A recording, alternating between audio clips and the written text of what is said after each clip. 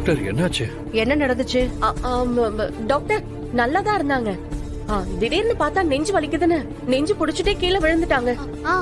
அதுக்கப்புறம் மயக்கம் ஆயிட்டாங்க. நாங்க தண்ணி தெளிச்சு எழுப்ப ட்ரை பண்ணோம். ஆனா அத்தை எழுந்துக்கவே இல்ல.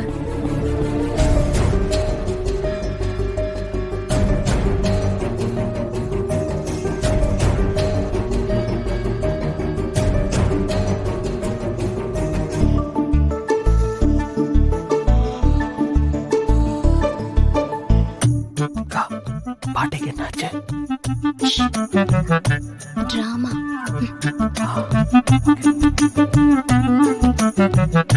டாக்டர் கொஞ்ச நேரத்துக்கு முன்னாடி நல்லாதான் இருந்தாங்க.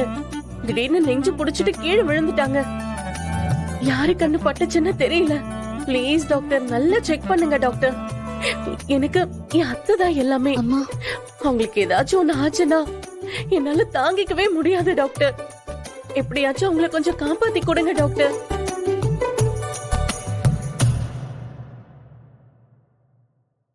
எனக்கு தெரிஞ்ச இவங்களுக்கு ஒண்ணுமே இல்ல.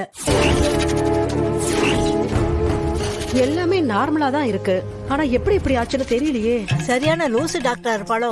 அது இருக்கு இது இருக்குன்னு சொல்லி காசு வாங்கிட்டு போகாம ஒண்ணுமே இல்லைன்னு சொல்றதுக்கு வந்திருக்கா விளங்காதவன். எந்த பிரச்சனையும் பாட்டிக்கு இல்ல. ஆனாலும் இதை ஈஸியா எடுத்துக்க முடியாது. எதுக்கும் பாட்டி ஒரு 2 நாள் அப்சர்வேஷன்ல இருக்கட்டும். கூடவே யாராவது இருந்து பத்திரமா பாத்துக்கங்க. ஏதாவது காம்ப்ளிகேஷன் வந்துச்சுன்னா எனக்கு உடனே போன் பண்ணுங்க. இன்ஜெக்ஷன் போட்டிருக்கேன். நல்லா தூங்கி அவங்க ரெஸ்ட் எடுக்கட்டும். நான் வேணா நர்ஸ் அனுப்பட்டுமா? வேண்டாம் டாக்டர், நர்ஸ் எல்லாம் வேண்டாம். நானே பாட்டி கூட இருந்து அவங்கள பாத்துக்கிறேன். ஆமா டாக்டர், நாங்க 2 பேரும் பாத்துக்கிறோம்.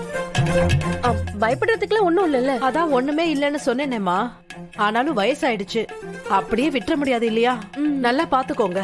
எதுவானாலும் எனக்கு உடனே போன் பண்ணுங்க. நான் கிளம்புறேன். சரிங்க டாக்டர். Thanks doctor. மறுபடியும் பாத்துக்கோங்க. நான் பேசி சொல்றேன்.